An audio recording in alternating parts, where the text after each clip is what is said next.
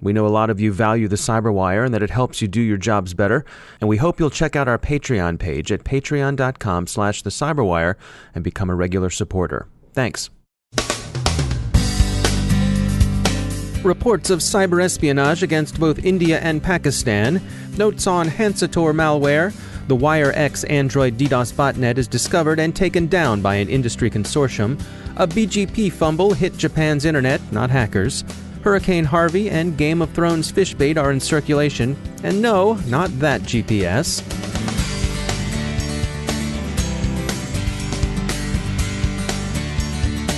Time to take a moment to tell you about our sponsor, Recorded Future. If you haven't already done so, take a look at Recorded Future's Cyber Daily. We look at it.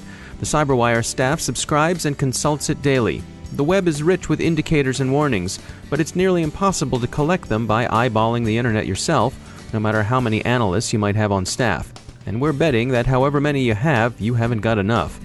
Recorded Future does the hard work for you by automatically collecting and organizing the entire web to identify new vulnerabilities and emerging threat indicators. Sign up for the Cyber Daily email to get the top trending technical indicators crossing the web: cyber news, targeted industries, threat actors, exploited vulnerabilities, malware, and suspicious IP addresses. Subscribe today and stay ahead of the cyber attacks. Go to recordedfuture.com/intel to subscribe for free threat intelligence updates from Recorded Future. And we thank Recorded Future for sponsoring our show.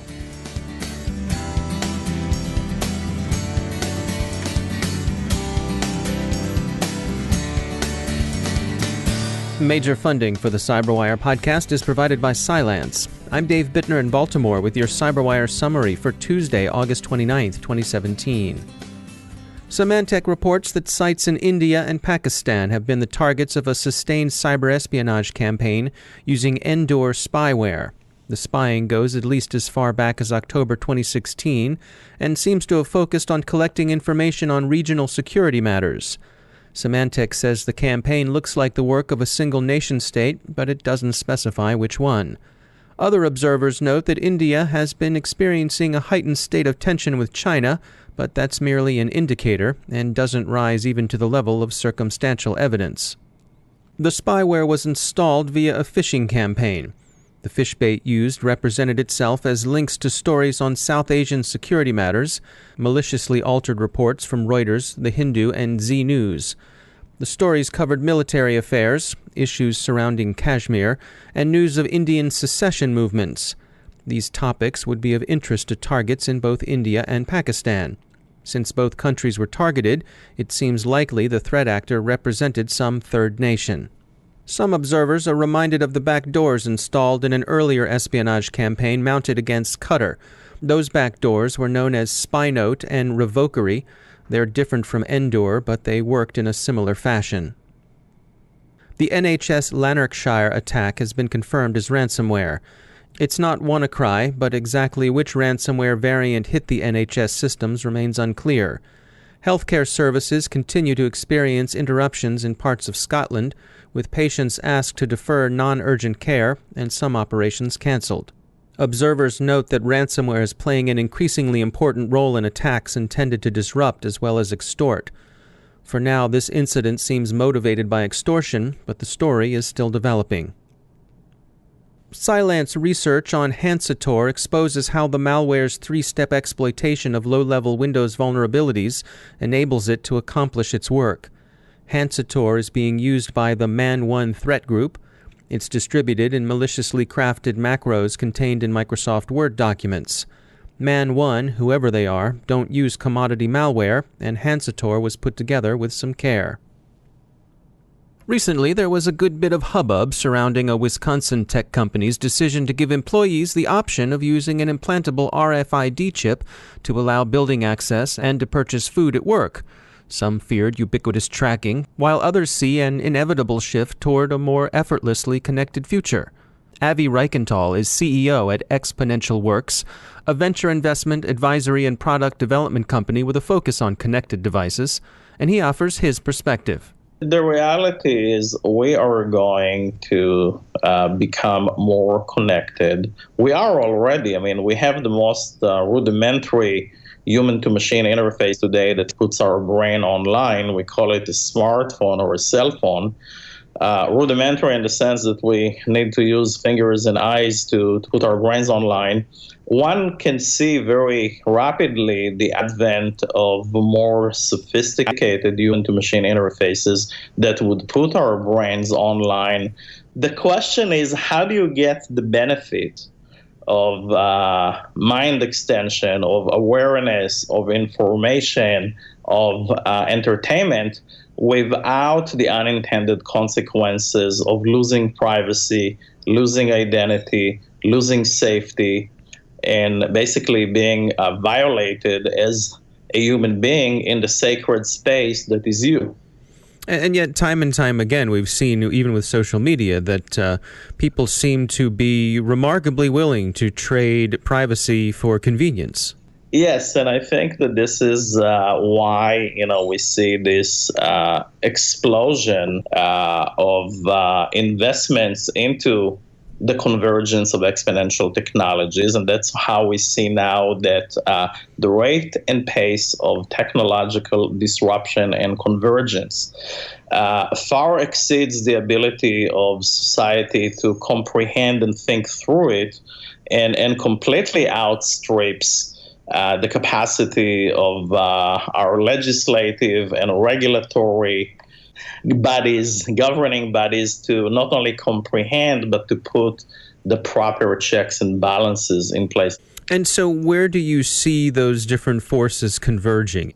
I think that first and foremost, we really need to remember that companies that are introducing this incredibly powerful yet invasive technology have a responsibility to make it as safe as possible, and have a responsibility, Dave, to also educate the users and the various legislative and regulatory bodies about all of the amazing applications, but also about all the unintended consequences. I think that it's particularly when the companies that are enabling the technology have the deep pockets to do it.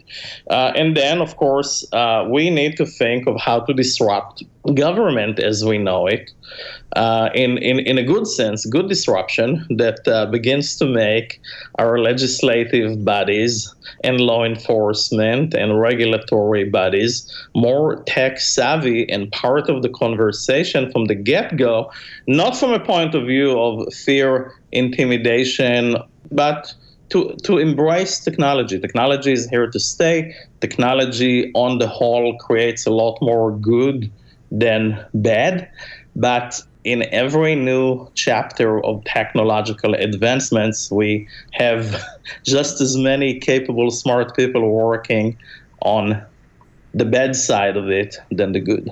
That's Avi Reichental from XponentialWorks. Collaborative work by several security companies appears to have contained an Android distributed denial of service botnet.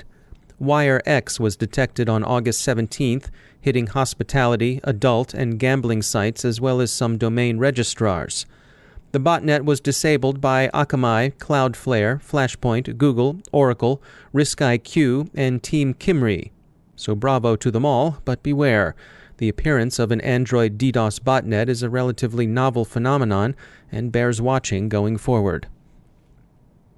Phishbait currently chumming the internet attracts both the noble, that would be Hurricane Harvey relief scams, and the base, that would be bogus Game of Thrones unreleased episode come-ons. So unfortunately, you'll have to take care before you donate to hurricane relief efforts in Houston. By all means give, but don't trust the begging emails. And Game of Thrones, well, if you're bent on streaming pirated video, you're on your own, and you've been warned. A BGP fumble, that's Border Gateway Protocol, briefly shut down Japan's internet last Friday. The outage lasted a couple of hours, but threw a scare into authorities as well as ordinary Janes and Joes. The Register characterizes it as being caused by someone fat-thumbing a Border Gateway Protocol advertisement.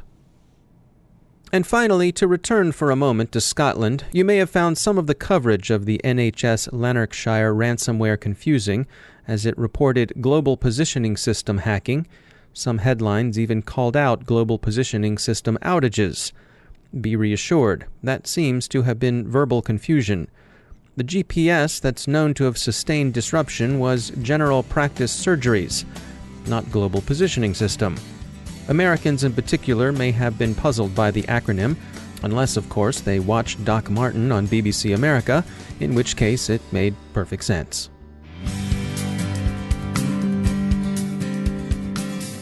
A quick note from our sponsors at E8 Security.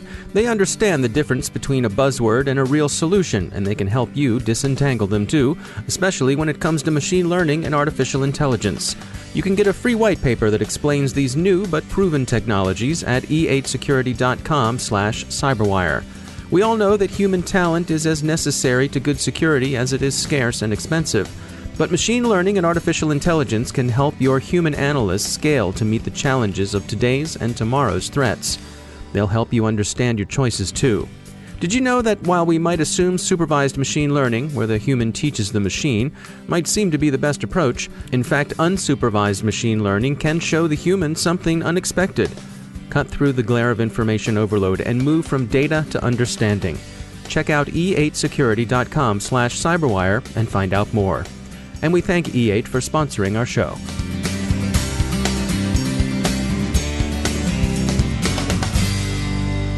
Joining me once again is Justin Harvey. He's the Global Incident Response Leader at Accenture. Justin, welcome back. You know, we talk a lot about threat intelligence, and today you wanted to take us through some things that teams can use when it comes to open source threat intelligence.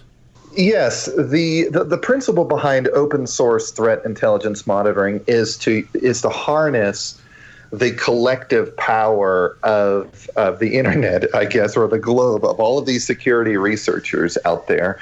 There's a big parallel between the war or the battle that we are fighting on the cyber level and real world war or kinetic warfare. And with kinetic warfare, there's an intelligence component, people in the ground, people in the air, analysts back in intelligence centers that are essentially synthesizing in real time all of the battlefield data. In the cyber arena, we still have to fight the same war. We, just like with kinetic warfare, we have a battlefield, we have real adversaries, and we have threat intelligence. The only difference is every company cannot afford, or they're not able to have a threat intelligence component. So one of the things that many organizations are doing, they are leveraging the collective power and knowledge of the open source. And the best way to pipeline and to analyze that information or collect that information is to utilize Twitter.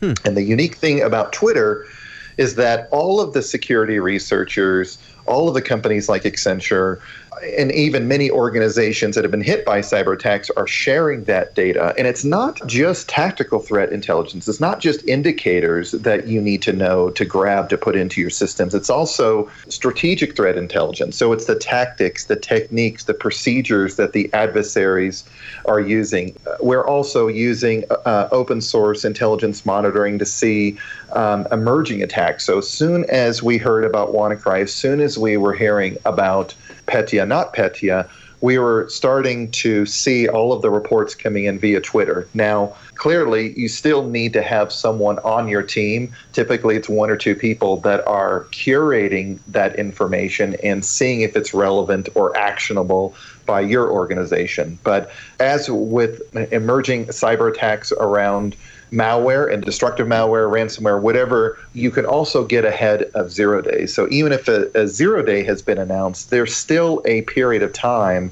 between when the 0 day is announced and there's a vendor patch. And being able to know about that vulnerability or cyber attack much earlier in the process, so those precious hours and or days could really make the big difference between whether your environment is taken completely down or whether you're able to survive it. All right. Interesting information as always. Justin Harvey, thanks for joining us. And that's the Cyberwire. Thanks to all of our sponsors who make the Cyberwire possible, especially to our sustaining sponsor, Cylance.